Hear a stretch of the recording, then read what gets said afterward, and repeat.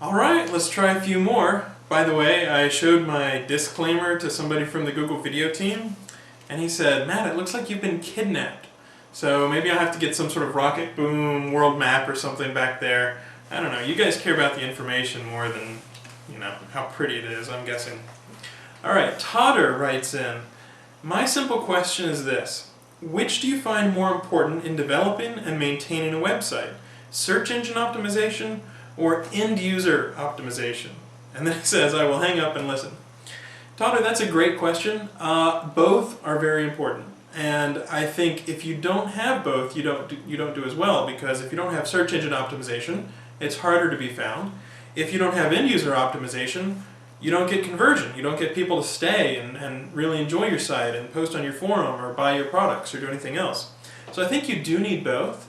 The trick, in my mind, is to try to see the world such that they're the same thing. You want to make it so that your users' interests and the search engine interests are as aligned as you can.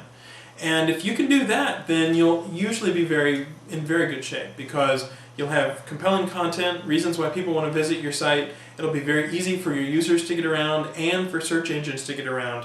And you won't be doing any weird tricks. Anything that you do that's good for search engines, you'll also be showing to users. So I think you have to balance both of them. Ted Z writes in with a couple interesting questions. "Can you point us to some spam detection tools? I would like to monitor my sites to make sure they come up clean and have a valid way to rat out my no-good spamming competitors." Well, if you're sure they're spamming, some tools you can use. First off, at Google we have a lot of tools to detect and flag spam, but most of them are not available outside of Google.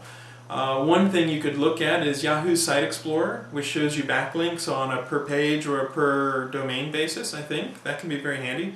There's also tools out there to show you everything on one IP address. Now, if you're on a shared virtual host, you'll get a ton of perfectly normal sites, but sometimes somebody might leave a lot of their sites on one IP address, and if one is spam, you could find more of their sites that way. You just have to be careful that you don't automatically assume they all belong to one person. As far as checking your site to make sure that it comes up clean, I would definitely hit Sitemaps, our webmaster console. That'll tell you any crawl errors or other problems we found.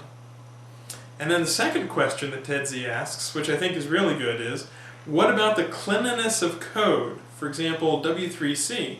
Any chance that the accessible work will leak into the main algorithm?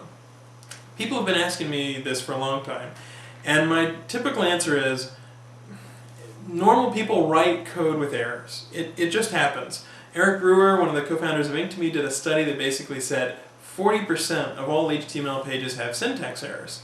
And there's no way that a search engine can remove 40% of the content from its index just because somebody didn't validate or something like that.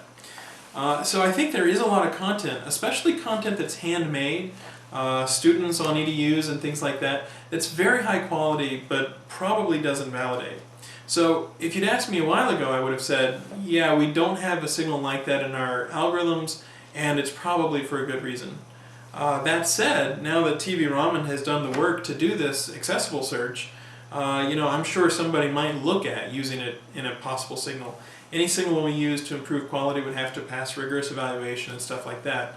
In general, it's a great idea to go ahead and have your site validate, but I wouldn't put it at the top of your list. I would put making compelling content and making a great site at the top of your list. And then once you've got that, you want to go back and dot your I's and cross your T's and make sure that, cross your I's, dot your T's, so that you've got good accessibility as well.